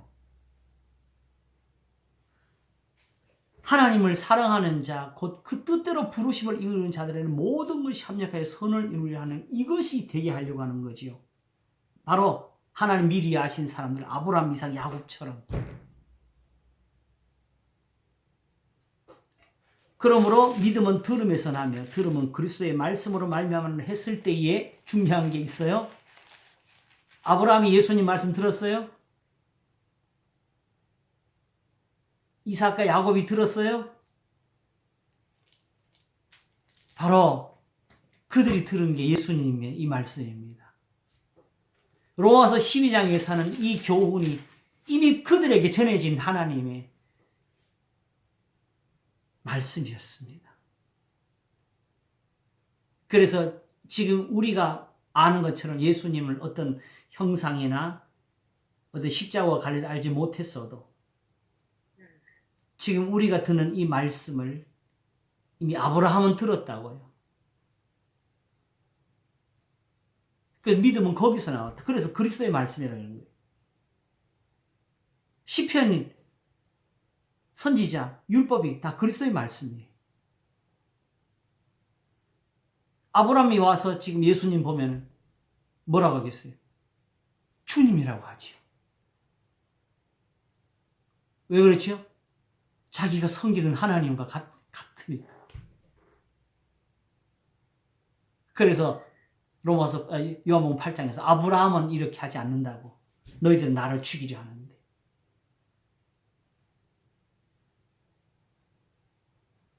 바로 아브라함이 나랑 똑같은 하나님을 보면서 믿음을 얻었고 의롭다 하심을 받았는데 너네들은 그 하나님과 똑같은 형상을 보면서 미워한다. 아까 고린도후서 4장 거기를 조금 더 한번 더 보겠습니다. 하나님 말씀을 혼잡게 아니하고 오직 진리를 나타내므로 하나님 앞에서 각 사람의 양심에 대해 스스로 청구한다. 그러니까 사도 바울이 결국 로마서 12장을 읽을 때는 그때는 더 이상 그냥 그대로 그게 받아들여져야 돼요. 만일 우리 복음이 가리웠으면, 이게 가리워졌다면 많은 자들에게 가리운 것이라. 그 중에 이 세상 신이 믿지 않는 자들의 마음을 혼미케 하여 그리스도의 영광의 복음의 광채가 비치지 못하게 하면, 로마서 12장. 그게 비치지 못하게 한다고. 그리스도는 하나님의 형상입니다. 아브라함이 보던 여호와가 바로 이 예수님이라고 이렇게 말하는 거죠. 여기서 이 세상의 신이 믿지 아니하는 자들의 마음을 혼미하게 했다 하면은 우리는 대부분 저쪽 교회 밖의 사람들을 이야기를 하잖아요. 예. 근데 지금 현재 우리가 지금 거기 가리워져 있는 거예요. 왜 그러냐 하게 되면 이 세상 신은, 전에 이걸 한번 설명드렸죠. 세상 신은 원래 없는 거잖아요. 마귀가 아니에요. 아시겠죠? 네. 마귀가 거짓말을 할 수는 있지만 세상 신은 본래부터 없는 거예요. 하나님은 한 분뿐이십니다. 신은 자체가 없어요. 귀신은 세상 신이 아닙니다. 그런데 세상 신은 결국 어디서 나왔느냐? 사람들이 마음에서. 그래서 전에 말씀드릴 때 하나님은 신이 아니다라는 설교를 하게 되는 이유가 뭐냐? 세상 사람들이 믿든지 안 믿든지 본질적으로 동일한 개념 하나를 가지고 있는데 신에 대한 개념은 공감하고 있는 게 있다는 거죠. 절대자. 우리가 무조건 복종해야 돼. 선한과 악을 따지지 않고 신이 말하면 무조건 따라야 돼. 그리고 신은 무섭고 그리고 힘이 센데 가서 열심히 기도하고 빌어야 들어주는 신. 그러니까 그렇게 만약에 여기 그 교회 내에서 그렇게 믿으면 그 사람들 세상 신을 섬기는 거죠. 되는 거잖아요. 네. 그래서 바로 로마서 1장이 쓰인 거예요. 하나님을 알되 하나님을 영화롭게 아니하고 감사치도 아니하며 스스로 지혜에 따라 미련하게 되어 썩어지 않은 하나님의 영광을 썩어진 사랑과 금수와 버러지 형상 우상으로 바뀌어내다가 바로 그 당시의 유대인의 성전에서 드리는 제사를 가리킨 겁니다. 이걸 알지 못하고 하는 오늘날 교회 예배도 마찬가지고, 쉽게 말하면 단지 열심히 빌어서 되는 것은 세상신입니다. 하나님은 그런 진리가 없어요. 하나님께는 그렇게 선을 행하신 은혜가 없습니다. 그건 악이니까. 그래서 유대인들이 제사가 유대인들이 기도를 안 해서 지금 하나님 야단치는 거 아니에요. 그들이 안식일을 안 지켜서 야단치는 게 아니라 도리어 그들이 안식일이 약하다고 야단치시는 거지요. 맞아요. 말라기에 다 나와요. 말라기 읽으면 다 나와. 왜 하나님이 왜 화나셨는지. 주여. 다 나와요. 그래서 결국 말라기 끝에 나오는 말씀이 뭐예요? 주의 크고 두려운 날 임하기 전에 뭘 기억하라고? 하나님이 시내산에서 모세에게 말씀하신 그걸 기억하라 그랬어요.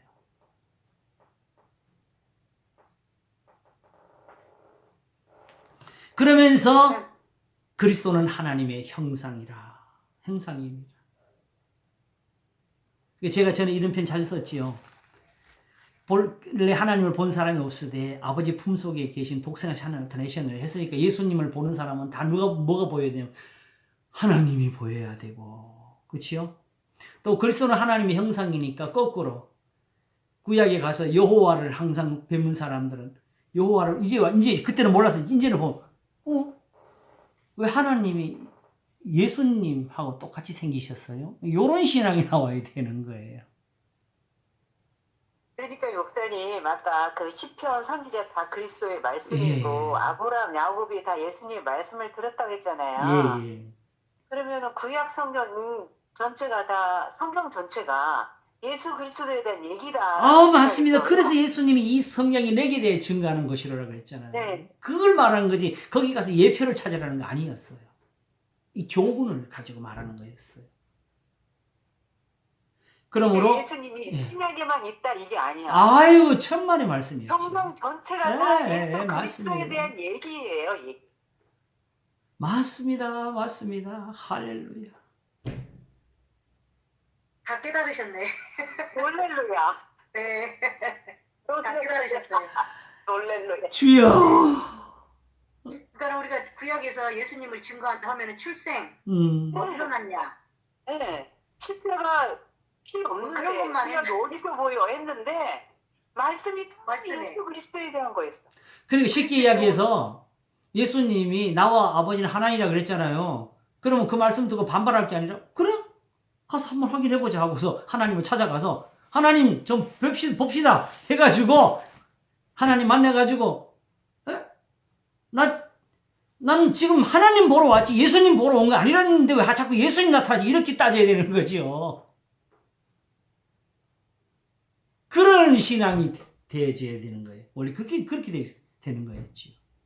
그리고 이제 가서 다윗을 보면서 다윗이 뭐라고 했어요? 주는 번제나 속죄죄를 기뻐하지 아니하십니다 할 때 우리 언제 이렇게 이 신앙을 배웠지? 그렇죠, 그죠? 사도 바울이 골로새에서 만지지도 맛보지도 말라고 한 것을 다윗은 언제 배웠지? 율법에서 배운 거잖아요. 율법에서 배웠지요.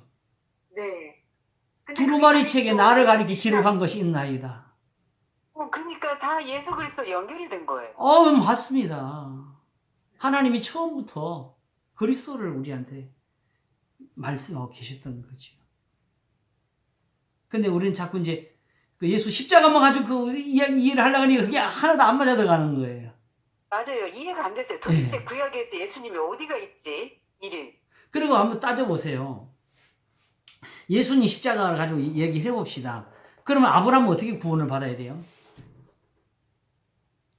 그리고 결국 뭐 하느냐? 그리고 아브라함한테 가서 아브라함이 결국은 그 제사 드리는 걸 다 기독론적으로 해석을 해가지고 믿었다.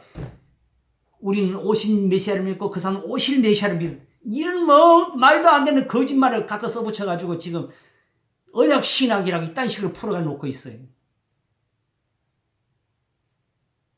그게 얼마나 하나님의 큰 죄를 짓는 말인지도 모르고.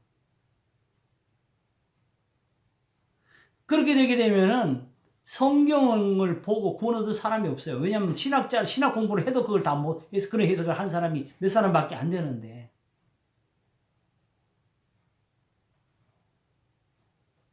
그렇죠. 그러니까 구약은 오실 메시아를 믿어서 됐고. 그러니까 그 하나님 자꾸 그러니까 신약에 와서 이미 더 이상 하나님은 안 계셔야 돼. 메시아만 있어야 되는 거야. 신약의 백성은 오신 그리스도를 믿어서 구원받고. 근데 그러니까 그 믿어서가 다 뭐냐면 단순한 어떤 경배 신앙이죠. 네. 제사 높임 이 신앙이지 성경에서 말하는 그 믿음이 아니지요. 들음에서 난 믿음이 아니지요.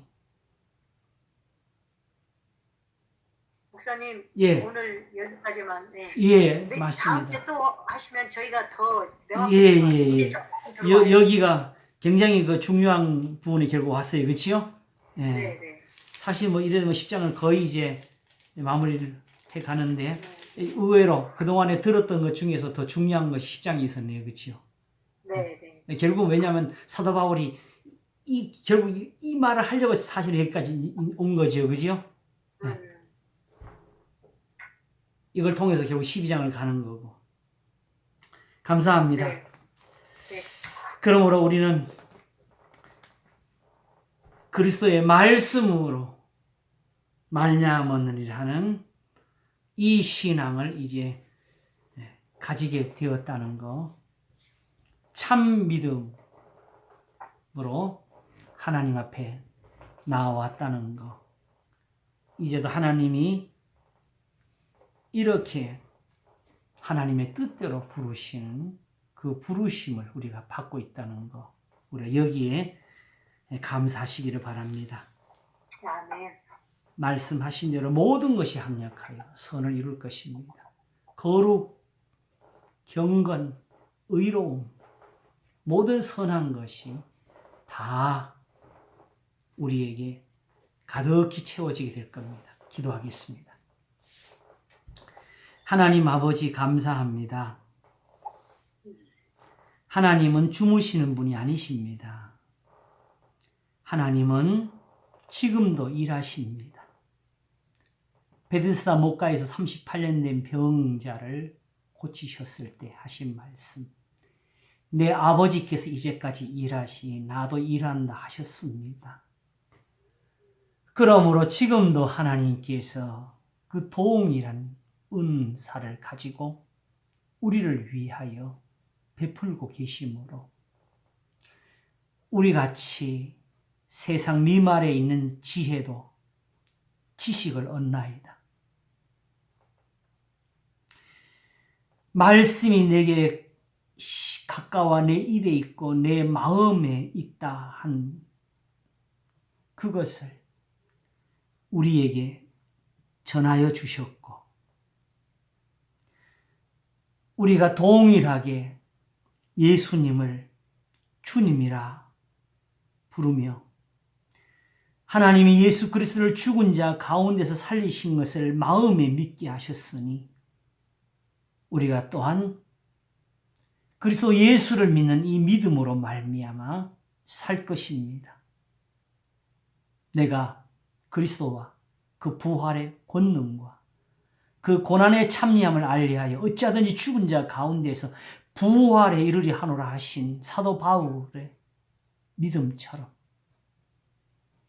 하나님이 부르신 그 부름의 상을 위하여 오늘도 쉬지 않고 달려가는 이 신앙 선한 싸움이 우리에게 항상 있게 하시옵소서.